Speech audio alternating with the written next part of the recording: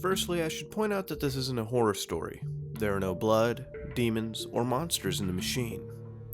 This is simply a recollection of events that have occurred to me while playing the game Fallout New Vegas.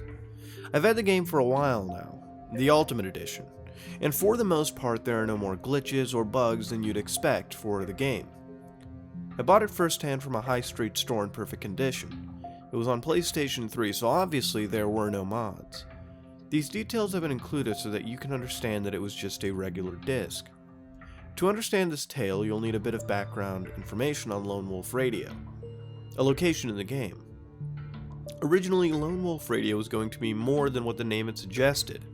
The radio station, hosted by Lone Wolf, a crazy old man, would ramble and rant inanely at random times of day, however never later than 11 p.m.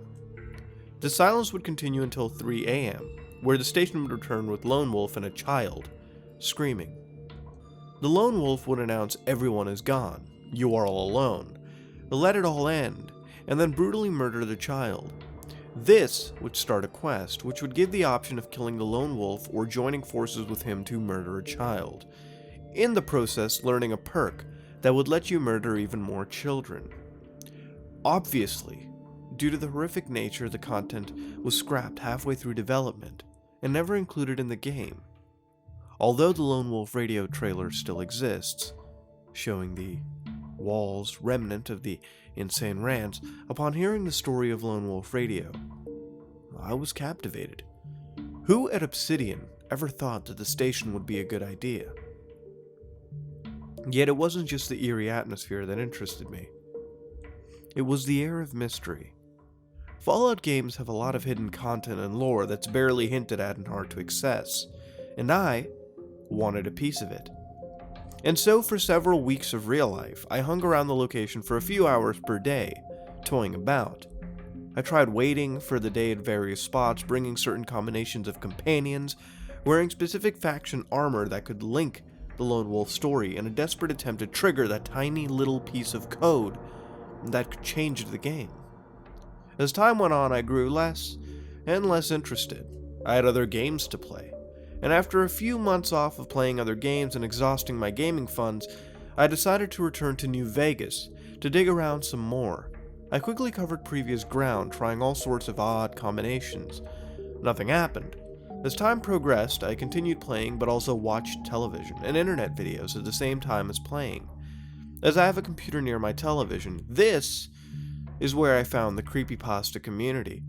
Although I didn't think much about it at the time, I barely watched the game, mindlessly running in circles around the trailer and jumping. I didn't even know why I carried on, and was considering stopping until the events had occurred that you're about to read. It was late at night, in the game and as well as in real life. I was absently minded, walking around in circles and watching Friends on my computer. A loud bang had surprised me. After a second, I realized the sound probably didn't come from Friends, and I spun around to look at the game. The sound was too loud for a distant enemy to be shooting.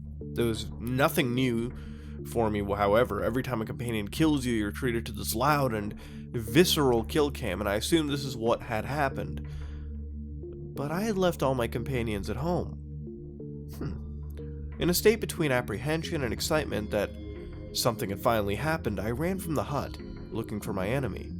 There were no red blips on the compass, so I returned to the trailer, scanning the location to see anything different. I had spent so much time around the place, I knew where every little item was meant to be. To know if anything was missing, I entered the trailer. Nothing. Outside? Nothing. Down the slope of the trailer was standing on? Nothing. I turned around back up the slope. Behind the trailer was a red smear on the ground, the structure obscuring my view. I turned the corner to look, and on the floor was the body of an old man in a suit and hat laying ragdoll on the ground, surrounded with a splatter of blood. Since New Vegas is a relatively gory title, the blood didn't surprise me. I interacted with the body and the character was called Heck Genderson. I didn't recognize the name. However, it's worth mentioning that I didn't play many of the quests in the game. On his body was the suit, a hat, and a shotgun. Could the shotgun have made the sound? I consulted my Pip-Boy. The thing was in disrepair and couldn't have fired the shot without breaking. Also, I looked at the time. It was 3:47. I was ecstatic. Finally, ages of wasting my time had paid off. Even if I wasn't too sure what I'd just witnessed, or if it meant anything at all, I waited several in-game hours until the time was nearly 3 again. I then stood watching the spot where Gunderson's body was still lying. Nothing happened. After a few moments, I consulted my Pip-Boy. 4:28. So why had nothing happened? I approached the spot and circled it a bit, never letting it out of my sight. After a while, I realized that nothing was happening and I turned my back. Ready to go for a bit of a walk, bang! I spun around, hearing this time, in much more detail, the gunshot, which had woken me really just a short time ago. As a music tech student, it's worth me pointing out that New Vegas had a gun sound quite different from the previous games. The sounds are cleaner and crisper than in the previous titles. The sound didn't fit with the others, being more dirty and distorted. And that's probably irrelevant, but it stuck out to me. Lying in wait for me this time was a corpse of Sonny's smiles, and I was distraught. I had liked Sonny. In her interview was her leather armor and varmint rifle. I moved to the other side of the trailer and waited again, this time hoping a character I liked would be spared. This time it was Pretty Sarah, a character I only knew about through my browsing on Fallout Wiki.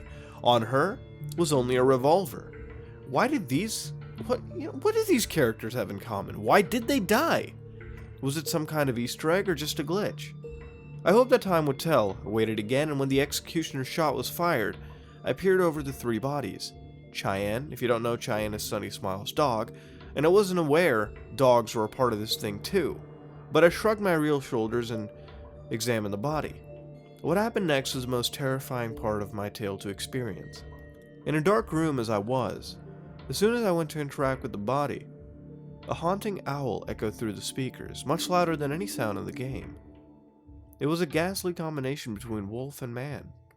I jumped up in real life, unsure of whether the sound was actually from the game, or from my garden or house. I ran downstairs and examined.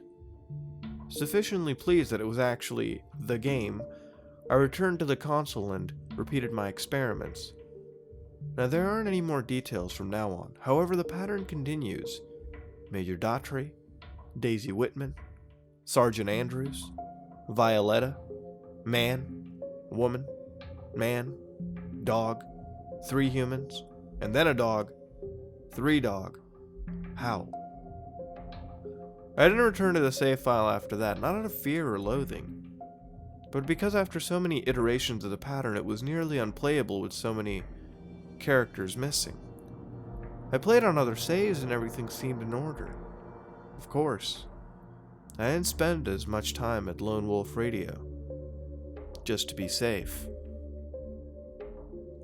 Well, that was a very reserved story. For once, it's refreshing to look at games that, game stories, creepypasta itself, that aren't as based in demons or blood or anything other than, anything really under that whole cliched banner, I guess you could say. Here we just rely on one location in the game, and also a quite popular location in the game too. Lone Wolf Radio is a location in the game south of Good Springs, consisting of just a trailer. All it has inside is radio equipment, scrap parts, and sensor modules. On the exterior wall you can read Keep Out, and on the interior left hand you can read Everything is Gone, I Am All Alone, Let It All End.